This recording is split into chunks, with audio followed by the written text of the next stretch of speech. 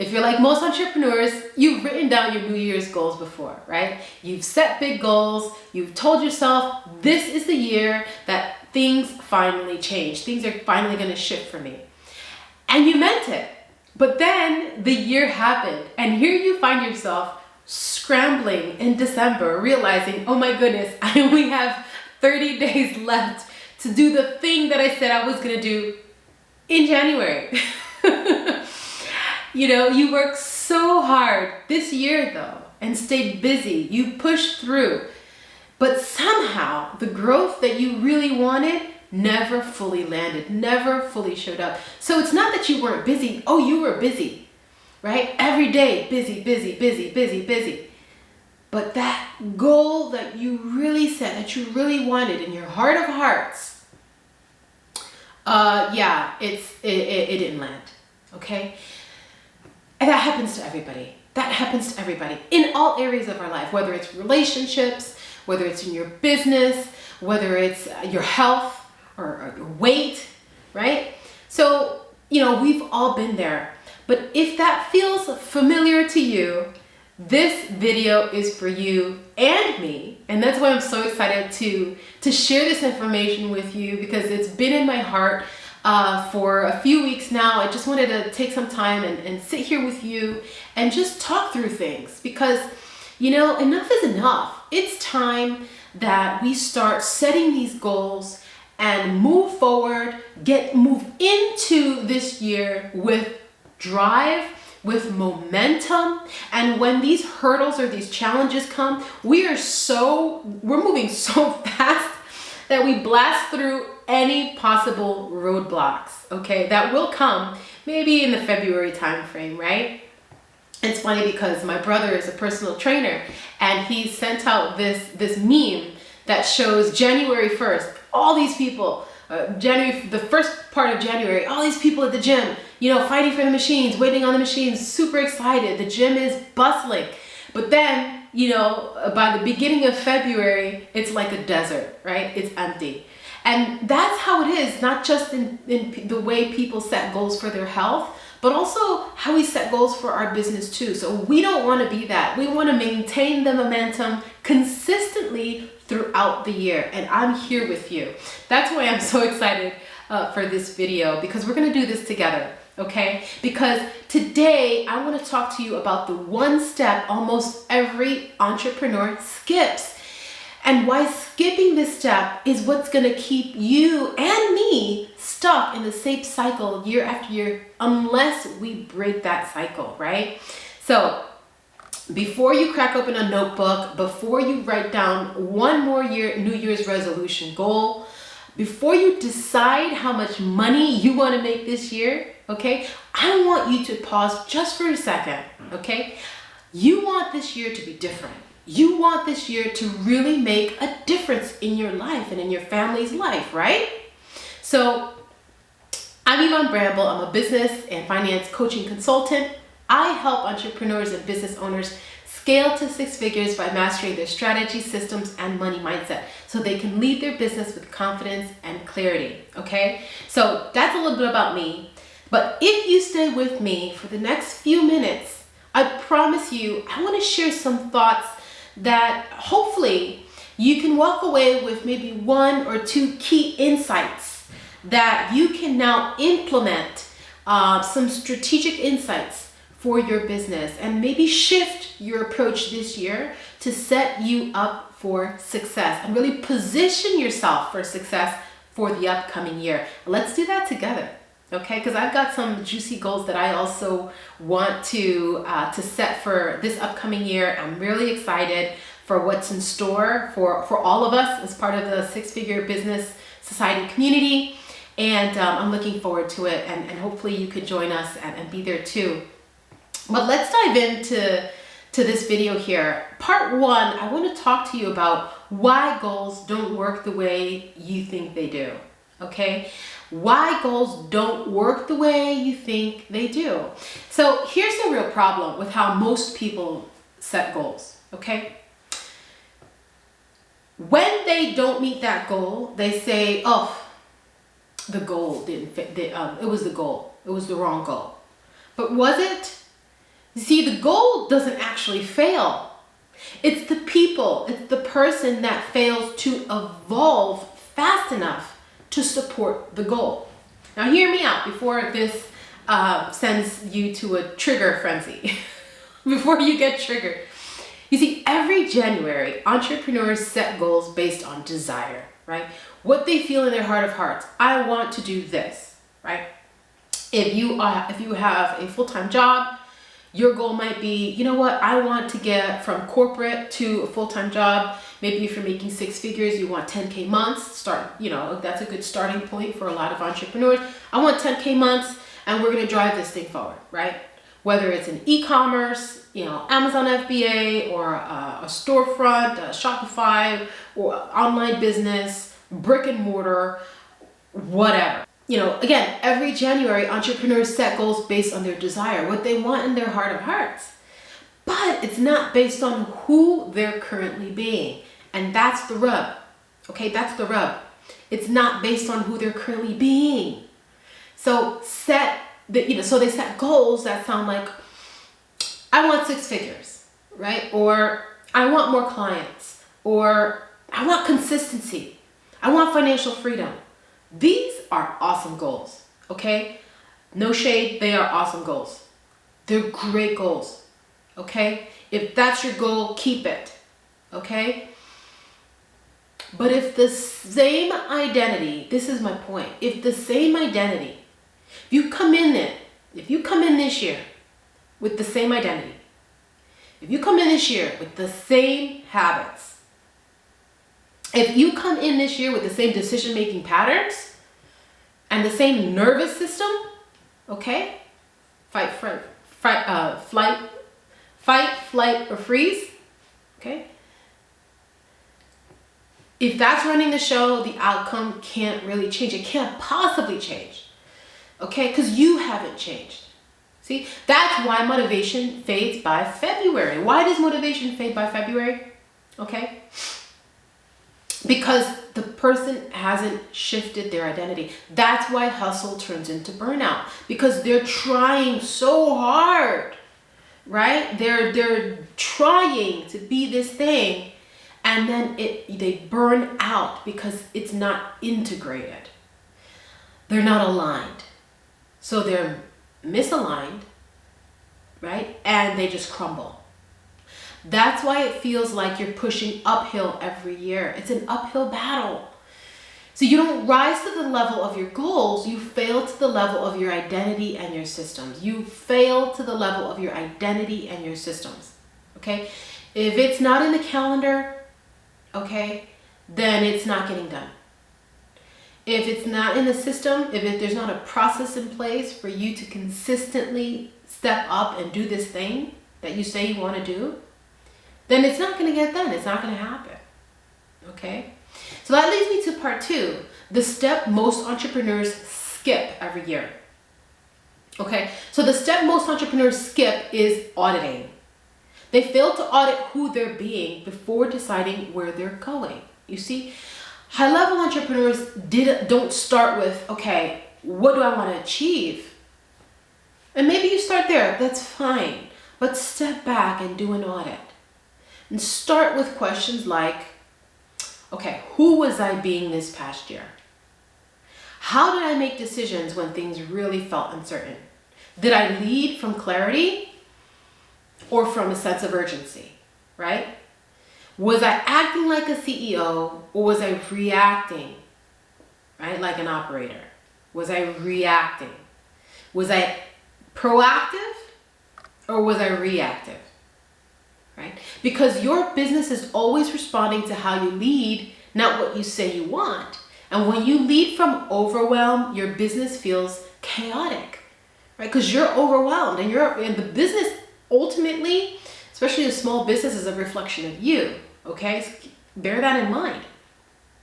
So if you're operating from overwhelm, yes, your business is going to feel chaotic. It's going to feel cluttered. Okay, when you're coming from a cluttered space. So when you lead from scarcity, also too, money's going to feel tight. And when you lead from hustle, when you're hustling, grinding, life is going to feel unsustainable. It's going to be too much. You're going to get overwhelmed. Okay? But when you lead from clarity, that's the thing. When you lead from clarity, growth just becomes predictable. Because you're clear. You're crystal clear. You've shifted your identity. You've gone through that transformation. It's almost like, here's an example. Like a butterfly, right? So it starts out as a little worm, like a caterpillar. And this caterpillar, let's say this caterpillar wants to fly. And so what does the caterpillar do, right? If the caterpillar goes through the transformation, the hard stuff, right? Literally at a cellular level, it decomposes. The caterpillar turns into mush inside the cocoon. It goes through a very challenging transformation at a cellular level, at a gut level. And then it has to push through this hard surface of the cocoon, push through. And as it pushes through, it's growing muscle that's going to strengthen these muscles. And what are those muscles, those new muscles that it's created in the cocoon?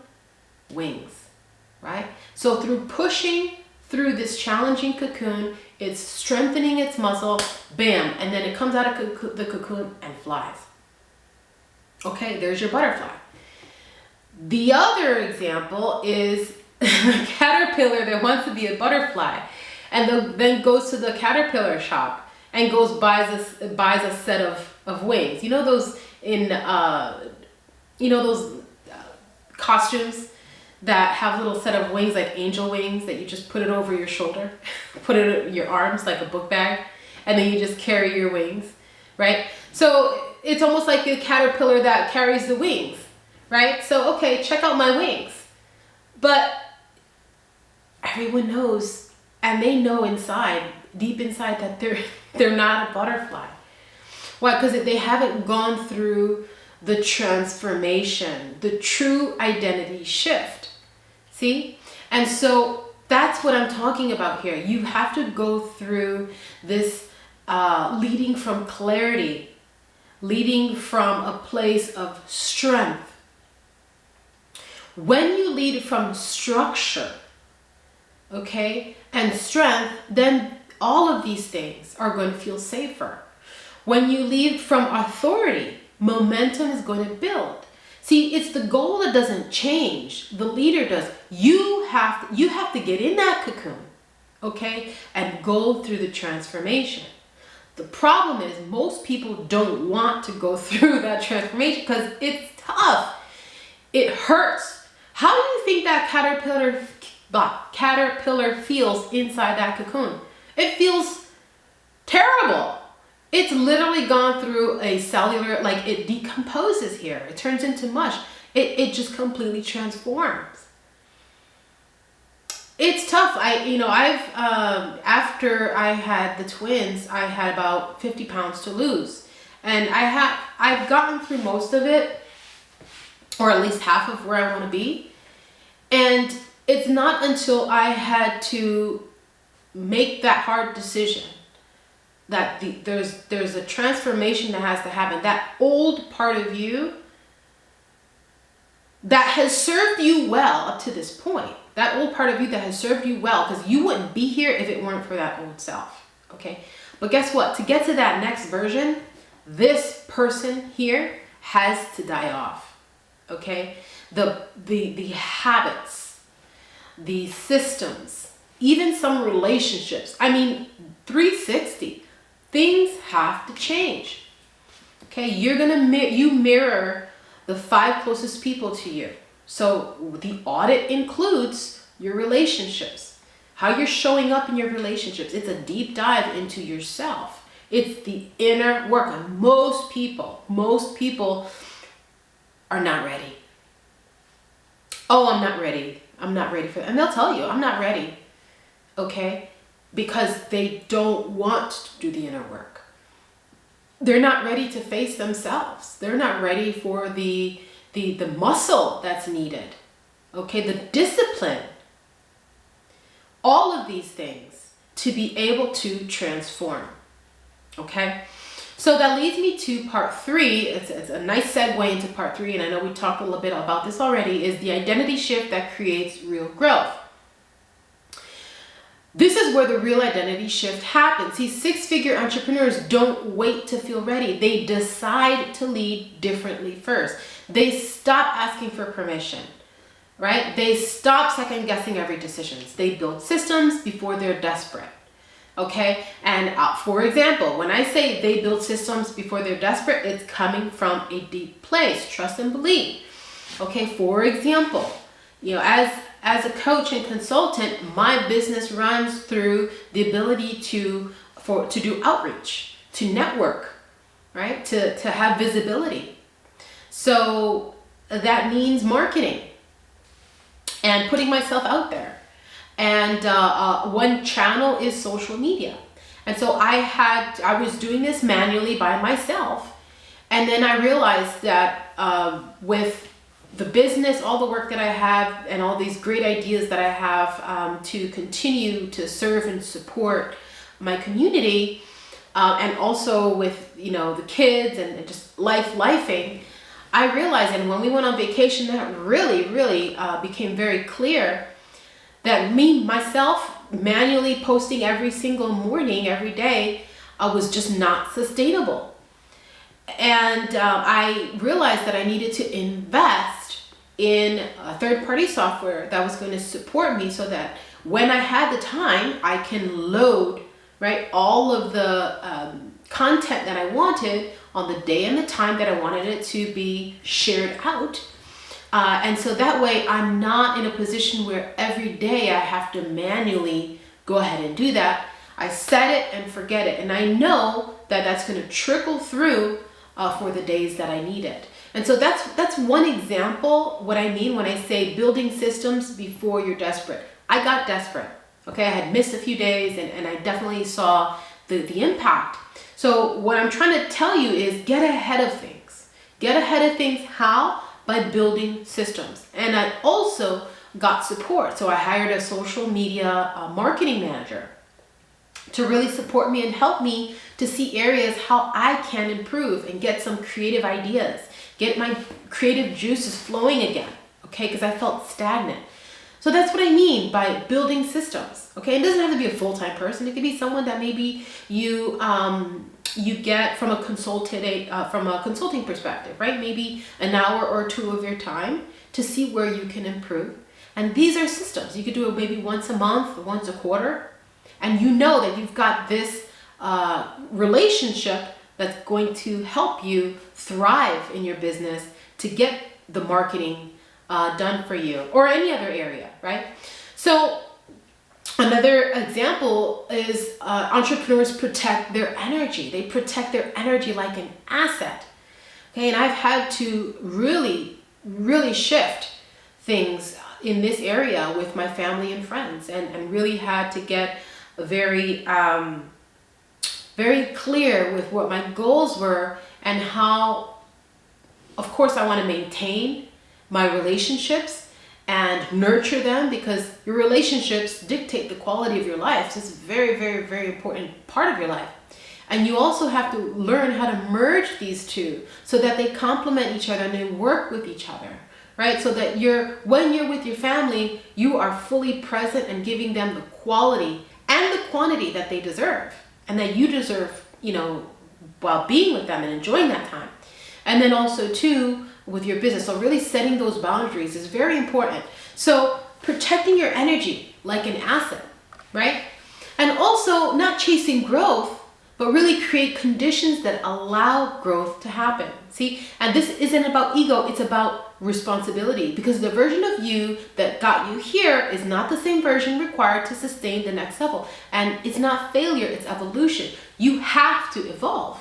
You have to evolve. Going back to my example of the butterfly, there's an evolution that has to take place when the desire has been placed in your heart. Desire, the Greek root of that means from God, right?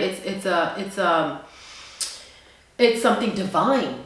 right? It's a divine gift that you've been given to desire something, to want something, that you're pulled towards a specific goal. That goal, that vision and that mission was given to you, right? And it is up to you to take that and do it and move forward with it, right? If your heart is so inclined.